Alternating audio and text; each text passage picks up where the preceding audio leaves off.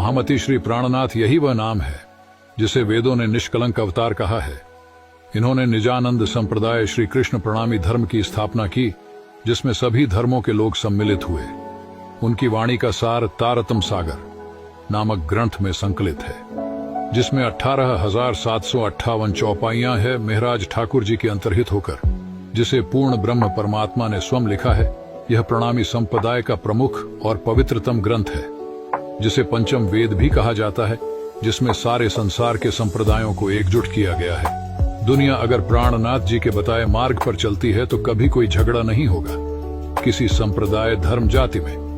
प्राणनाथ जी का उद्देश्य है सुख शीतल करूं संसार है। प्राणनाथ का जन्म 1618 में गुजरात के जामनगर राज्य में हुआ था। उनका पूर्व नाम महराज ठाकुर था। वे निजनामी संप्रदाय के जनक श्री देवचंद्र के शिष्य थे।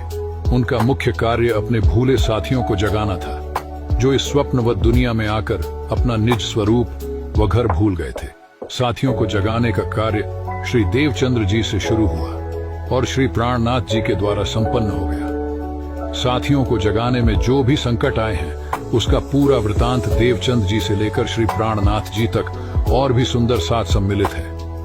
उनका पूरा वृतांत श्री बीतक ग्रंथ में लिखा है। पूरी दुनिया इस ज्ञान से अपरिचित थी, पर आज पूर्ण परमात्मा की असीम कृपा से उस अखंड ज्ञान शब्दातीत को श्री तारतम सागर से श्रवण मनन कर सकते हो। तारतम सागर ग्रंथ के कुछ शब्दों का उल्लेख करता हूँ, जैसे मेरा नाम क्या है, मैं कौन हूँ, मैं कहाँ से आया हूँ और मुझे इस संसार से मरण जन्म से मुक्ति कब मिलेगी।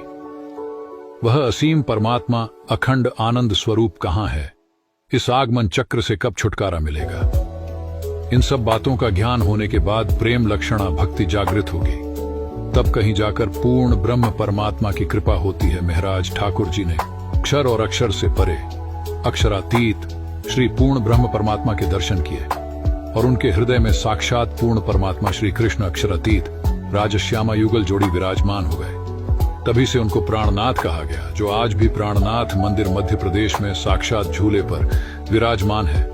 प्राणनाथ ने समाज में फैली अंधविश्वासों और रूढ़ियों का विरोध किया। उन्होंने लोगों को एकता और समानता का पाठ पढ़ाया।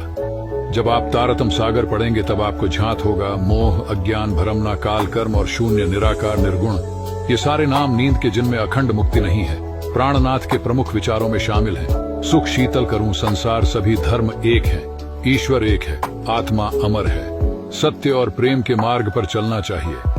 प्राणनाथ के भजन आज भी प्रणामी संप्रदाय के लोगों द्वारा गाए जाते हैं। उनके विचार आज भी लोगों को प्रेरित करते हैं।